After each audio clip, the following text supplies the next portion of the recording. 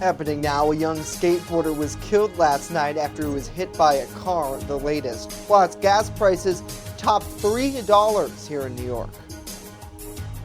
Well, the sun is out there for this Monday, but how much of that sun do we have to go around? We'll talk about it next as the news at noon starts right now. Live and on demand, this is WNY News Now. A 22-year-old skateboarder from Bemis Point was killed after he was struck by a car last night.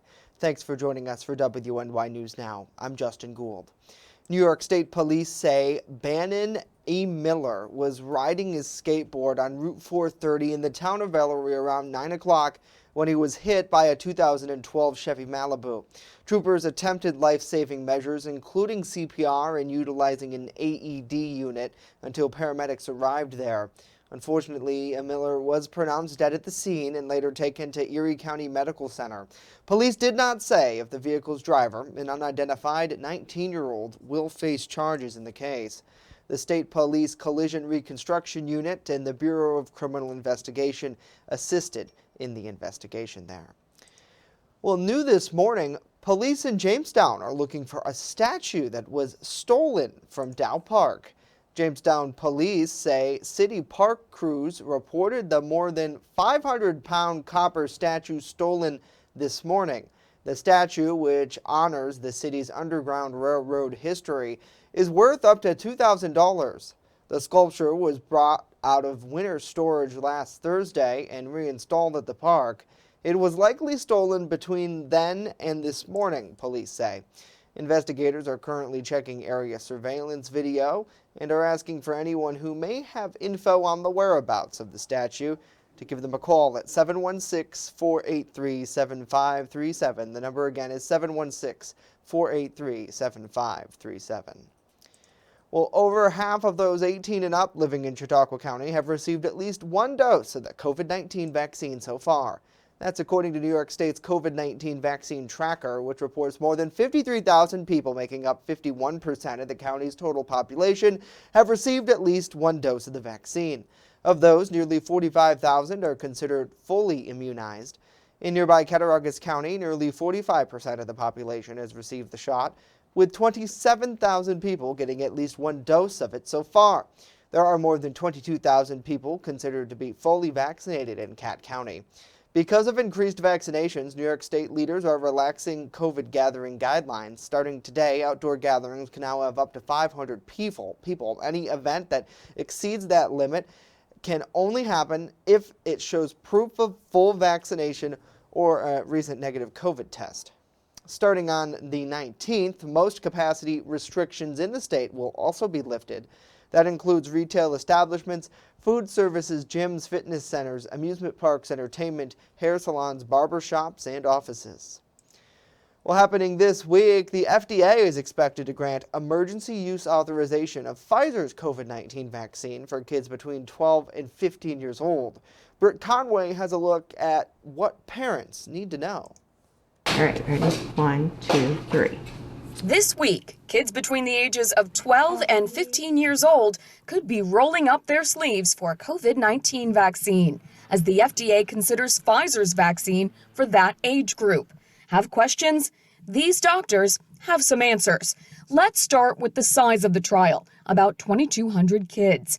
Is that enough? Knowing how effective the vaccine has been in those 16 and older, that gives us reassurance. So we only need to study it and compare What's being considered? the safety profile as well as the immune response and most importantly, the efficacy. So, is it safe? The efficacy of the vaccine in 12 to 15 years old was essentially 100%, and it was really quite safe. And doctors say there's no evidence this vaccine will affect development or fertility. When will it be available? Oh, essentially almost immediately after. That's because it's the same vaccine, and the possible side effects are the same too. What about kids younger than 12? You want to do what's called an age de-escalation. We now have it from 12 to 15. Then you work your way downward from 12 to 9 years old, 9 to 6 years old, 6 to 2 years old, with the hope of being able to vaccinate children of all ages by early next year. And you're all done. I'm Britt Conway reporting. Did it hurt? Britt, thank you. If and when the FDA gives Pfizer the thumbs up here, then the CDC would have to vote on recommending it, and then the director would have to sign off. The CDC has an emergency meeting on the books for this Wednesday.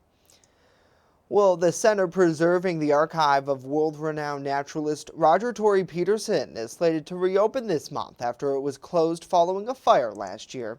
In an update to patrons online, the Roger Tory Peterson Institute in Jamestown announced it will hold a reopening party on Saturday, May 29th. The center's exhibits were minimally impacted by fire and subsequent water damage in December last year.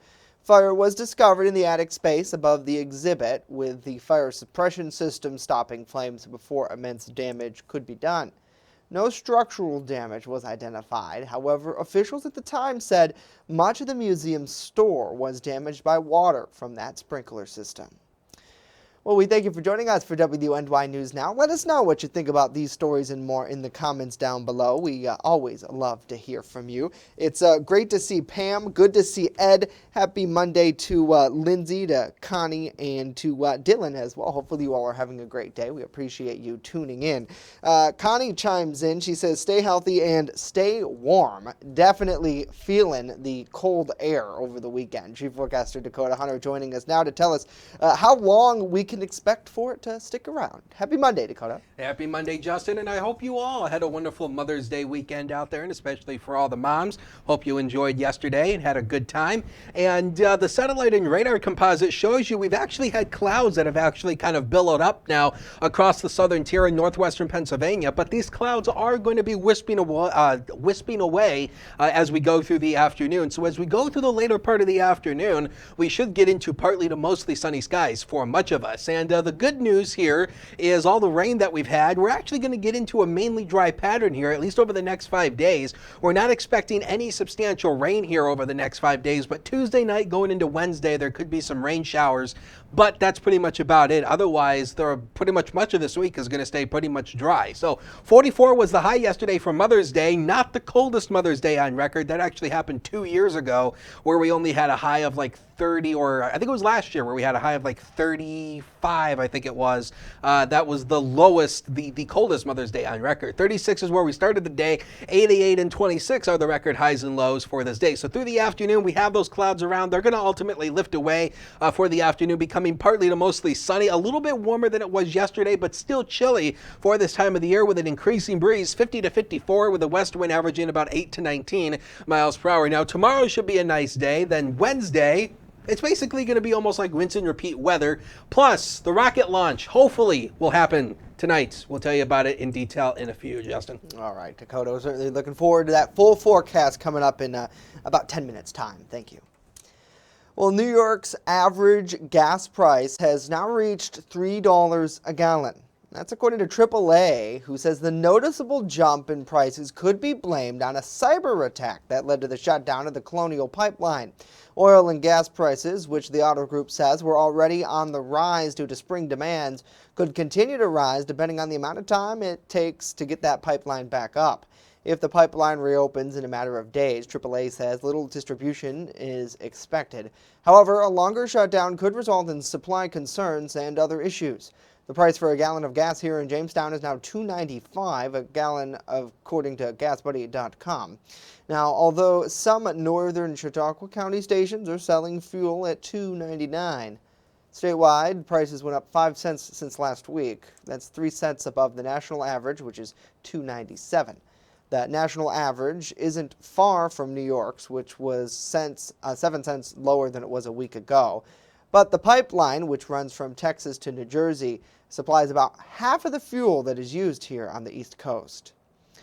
Investigators looking into sexual harassment allegations against New York Governor Andrew Cuomo interviewed county officials about the vaccine czar, calling them to assist their support for the embattled governor.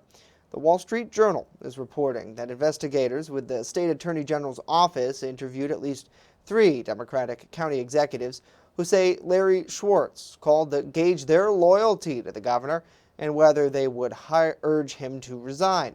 One county executive was disturbed by the call and complained to the state's attorney general's office, according to reports published in March in the New York Times and Washington Post. Now, the executive, who hasn't been named, feared the county's vaccine supply could suffer if the executive did not support Cuomo. Schwartz had acknowledged making calls to county executives, but said he did nothing wrong and denied discussing vaccines during those conversations. Now, the state attorney general's office declined to comment. Cuomo's office referred to a statement that Beth Garvey, acting counsel to the governor, issued in March. In it, she said that allegations Schwartz acted unethically or against the interest of New Yorkers was false. Next here, the push to rename a bridge in honor of an area Vietnam War hero.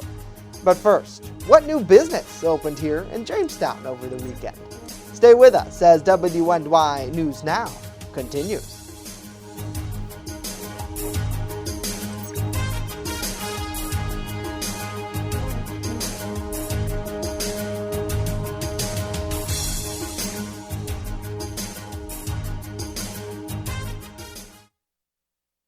With coverage that matters. This is WNY News Now. The George Barone Jr. Scholarship Fund is hosting its first annual Rummage and Bag Sale fundraiser. An inductee in the Chautauqua Sports Hall of Fame, Barone managed, coached, and assisted in youth baseball for 64 years in and around the Jamestown area. 100% of proceeds generated will be donated, which will provide scholarships to graduating Southwestern Central School seniors who partake in athletics. Learn more by checking out the scholarship on Facebook and joining us for the fundraising event. EagleZip.com is your local one-stop shop for all of your home and business computer needs. Located on Fluvan Avenue Extension, just outside of Jamestown, EagleZip.com sells and services all brands of desktops and laptops, as well as servers and network equipment for your business. All new computer sales include transferring your data from your old computer plus a 2-year warranty. Call EagleZip.com today. Stop by EagleZip.com today and let us make computers easy for you. Honest John's has what you're looking for. When you want it good, we're gonna give you lots more. From freshly made subs to the best of pizza and wings, Honest John's has what you're looking for. And now 2 great locations, East 2nd Street and Fairmount Avenue. Order takeout or delivery today online at honestjohns.pizza. You're gonna get it good!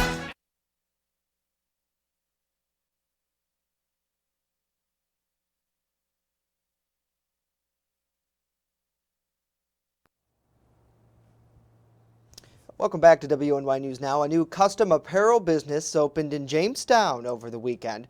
Jamestown Mayor Eddie Sundquist joined owner Esteban Cordova to open AJ's Custom Streetwear at 709 North Main Street on Saturday afternoon. The business provides everything from customized clothing to vinyl for your cars, as well as some general household items. In addition to AJ's Custom Streetwear, the shop is also the new home of the Los Contencartes Car Club and Bike Crew. That club promotes interests in vehicles through various activities and gatherings here in Jamestown. The group also works to give back to the community. Over the years, they have held Christmas toy giveaways, among other charitable activities. Well, it was supposed to be a blockbuster month for the U.S. hiring, but the numbers fell far short of expectations. Even with more Americans vaccinated against COVID-19 and more businesses reopening, it's a sign that the rebound from the pandemic may not be as quick as some hope. Karen Kafa with the details from Washington. U.S. employers added just 266,000 jobs in April, a steep drop-off from March and an indicator the nation's recovery still has work ahead. We knew this wouldn't be a sprint, it'd be a marathon. The unemployment rate ticked up to 6.1% and remains higher among people of color. The country still more than 8 million jobs short of pre-pandemic levels. We're seeing that our economy is still growing and we're still recovering. This, as some businesses say they can't find enough help to fill openings, especially in the hospitality industry, which led hiring last month. But many workers remain on the sidelines for childcare issues, COVID safety concerns, and, in some cases, pandemic unemployment aid that pays more than their previous job. The things that are stopping people from coming back to work are childcare, schools being closed, and in some cases the pandemic uninsurance. And if we get rid of those supply blockages, there's every reason to believe we can replace those jobs. There is still economic optimism with 4 straight months of jobs gains and many Americans ready to spend this summer. Now you have a lot of pent-up demand. People skipped out on vacations last summer. Now they've got plenty of cash. The stock market's doing well. People are feeling good about their 401ks. The slower jobs growth may dampen recent talk about too much growth too quickly and inflation. An increase in consumer spending has been creating supply crunches in some areas, leading to higher prices. The Federal Reserve has said they need a closer look at the recovery before taking action. In Washington, I'm Karen Kefa. All right, Karen, thank you. Manufacturing employment also declined with a loss of 18,000 jobs last month. Other areas registering job losses were temps in business services, couriers, and retail. The average work week increased by 0.1 hours to 35. In manufacturing, the average hours worked per week stood unchanged at 40.5. Well, the U.S. Justice Department has proposed a new regulation on firearm definitions that would target unmarked weapons known as ghost guns. The Department of Justice says ghost guns can be made with unregulated kits, parts, or 3D printers, and are sold without identifying marks. Officials say from 2016 to 2020, more than 23,000 unserialized firearms were reported to have been recovered by law enforcement from potential crime scenes. The agency's proposed rule seeks to reclassify the definition of a firearm to close the regulatory loophole associated with producing ghost guns. In effect, the rule would also make it easier for law enforcement to trace unmarked guns used to commit violent crimes. Now, once the rule is published in the Federal Register, the public will have 90 days to submit their comments. Well, back here at home, a group of local law enforcement officers are giving back to the community they serve. The Lakewood Bus-Dive Police Benevolent Association has donated $2,500 to help fund a hospice house in Chautauqua County. This donation was made possible through contributions to the PBA and a recent raffle ticket contest as well. The hospice residence located on Fairmount Avenue in Lakewood is expected to provide over 200 people who lack a caregiver, have complex medical conditions, or can't remain at home to find a suitable resting place in their final days. The Our House campaign has raised $2.3 million so far. Now, due to the pandemic-related cost increases associated with construction, the campaign is now extended through this summer. The house is currently under construction and expected to be complete later this year. The residence will be named the Starr Hospice House in honor of the generosity of Stanley and Elizabeth Starr, longtime residents of Chautauqua County. Certainly great to see the men and women in blue giving back in such an impactful way. We thank you for joining us for WNY News Now. Let us know what you think about these stories and more in the comments down below. It's great to see Vanessa. Hopefully you're doing well. Thanks so much for tuning in, and thanks for sharing your stories with us as well. I think it's a good point to note that a lot of our news that we do on this broadcast comes from viewers like you. And all you got to do is shoot us a message on Facebook, Twitter, send us an email is actually one of the best ways to do it because we're so connected on there. newsdesk@WNYNewsNow.com. Of course, we have much more information at our website, WNYNewsNow.com, to do that. Good to see Kayla, Scott, and David as well. Hopefully you all are doing well and having a great day out there. Well, now let's check in with Chief Forecaster Dakota Hunter, who's standing by in the First Defense Weather Center. And Dakota, I know yesterday you kind of went viral a little bit, I'd say, online. You and your family went down to Warren to enjoy Mother's Day out at a local restaurant. And where you were able to get some real incredible video of white, fluffy snow falling. Yes, it was just almost on time. As we were leaving the restaurant, the rain actually changed over to snow. This was on Jackson Avenue in Warren, and anybody who is familiar with the geography of northwestern Pennsylvania or this area knows that we have these highest elevation snow, and this is exactly what happened. This part of Jackson Avenue sits up on a hill, and it was one of the highest elevations, so it ultimately turned to snow. You got just about, half a mile down the road, and it turned back to rain. I mean, it's absolutely amazing. But this was Mother's Day snow, so mothers had a little bit of snow out there across some parts of the region. It didn't snow everywhere, but it was mainly elevation-based snow. Something that's been postponed because of the weather, speaking of which, has been the NASA Wallops rocket launch down in Virginia.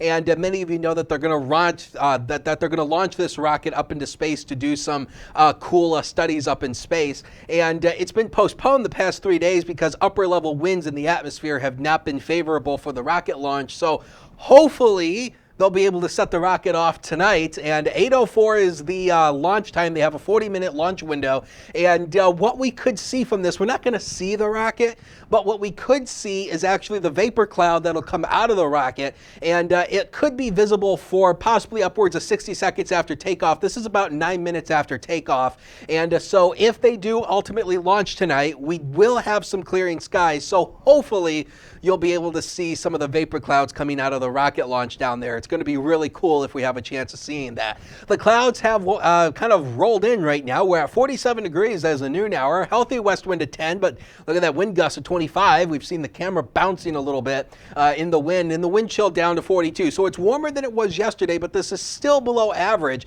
And something that we will have possibly tonight is more frost. Wouldn't you know it? As temperatures get very close to freezing or actually fall below freezing in some areas, there could be some patchy frost developing overnight. So watch for that by the morning hours. You may need the ice scraper tomorrow morning to scrape off the frost on your car. And also, the same thing we keep telling you, don't plant anything you want to keep right now because frost is very dangerous to the plants that are temperature sensitive. So don't plant anything until after the 1st of June. So here's what's going on. We actually have high pressure starting to build in. 2 storm systems, one here, one here. Both of these are going to split us because we're starting to see the influence of high pressure. So that's going to ultimately keep us dry over the next couple of days. So look at Future Scan. Shows the clouds moving away. Now there will be a chance for a rain shower from Buffalo northward. This is actually a boundary that's stalled out further to the north, and but we will stay dry across the southern tier in northwestern Pennsylvania. Launch time tonight. Hopefully NASA will be able to launch the rocket. We should be good to go. Partly cloudy skies turning clear overnight, and then tomorrow should be another good day with at least some partly to mostly sunny skies, almost a repeat of today. So at 2 o'clock today, we should be around 50 degrees. We're hopeful that the clouds will start to break apart through the afternoon, 48 at 6 o'clock, and by the time we head to 43 degrees at 10 o'clock for the nightlife scene, yeah, should be partly to mostly clear. How about the future? It'll be coming up right now, and 48 tomorrow, warmer day on Wednesday, 57, and the temperatures go up from here. We could be getting close to the 70-degree mark on Sunday this weekend, Justin, and look at that. Not a big chance of rain there. Almost every day should be mainly dry again, minus Tuesday night. We may get into a couple of rain showers by the morning, Justin. All right, Dakota, thank you. This is WNY News Now with live breaking news.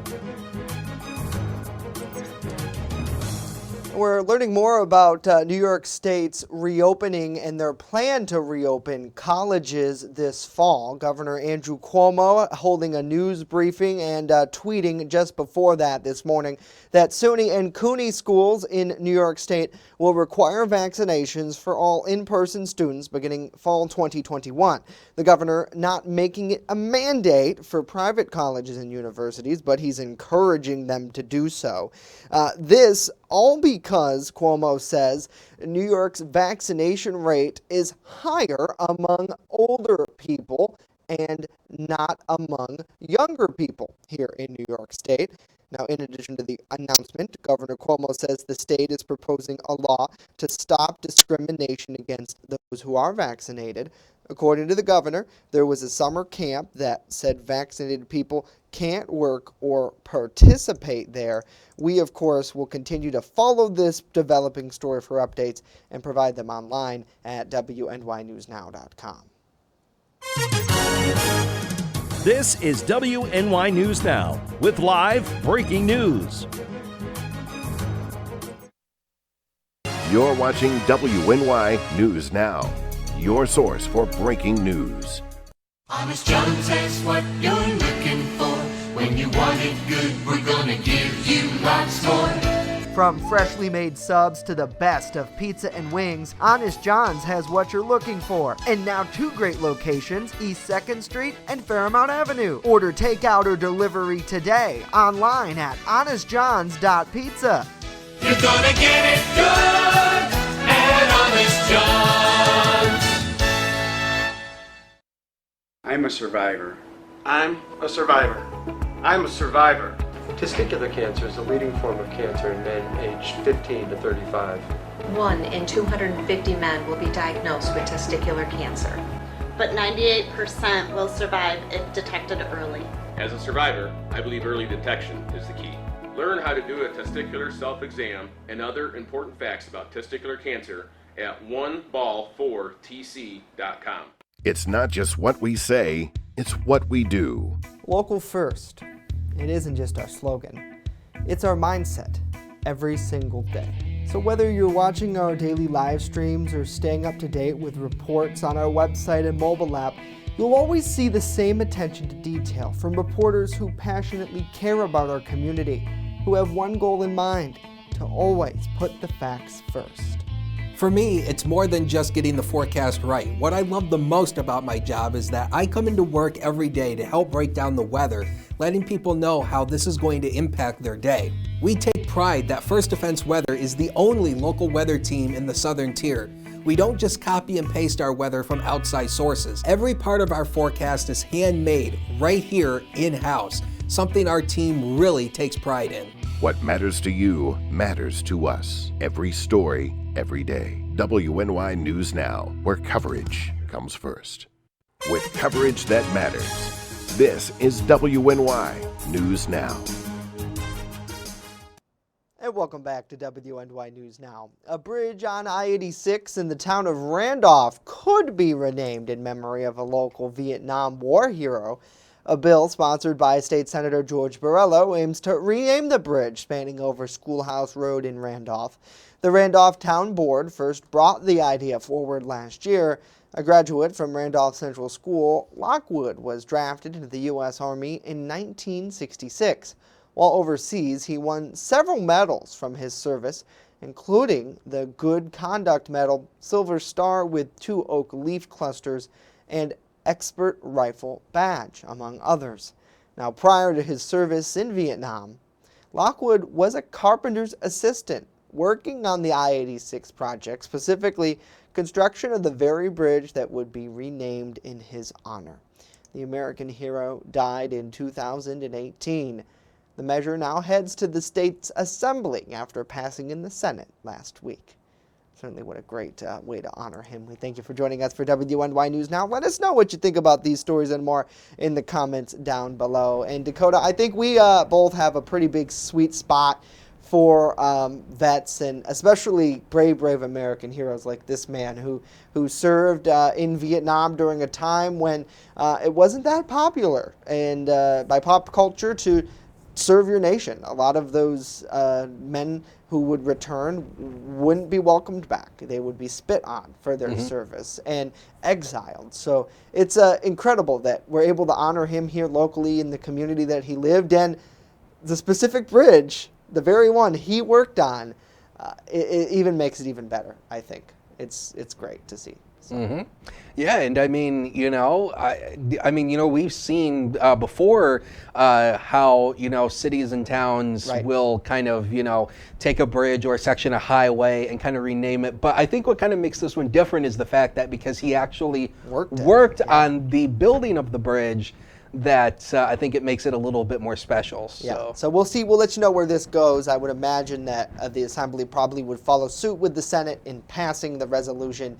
Assemblyman Joe Giglio represents that part of New York State in Cat County. So we'll see where that goes. I couldn't imagine they wouldn't move that forward. And then it would need a signature from the governor to make it an actual act of law where they would have signage put up to deem this bridge, which technically two bridges if you think about it, because I-86 is a two-lane, two-spanned highway, but nevertheless, it's incredible, and right there in his hometown of Randolph. So, well, we thank you for joining us for WNY News Now. That's going to do it for us today. Of course, news continues 24/7 at WNYNewsNow.com and on our mobile app. We'll leave you with this live look over downtown Jamestown. Have a great day. Dakota and I are back here tomorrow, live at noon.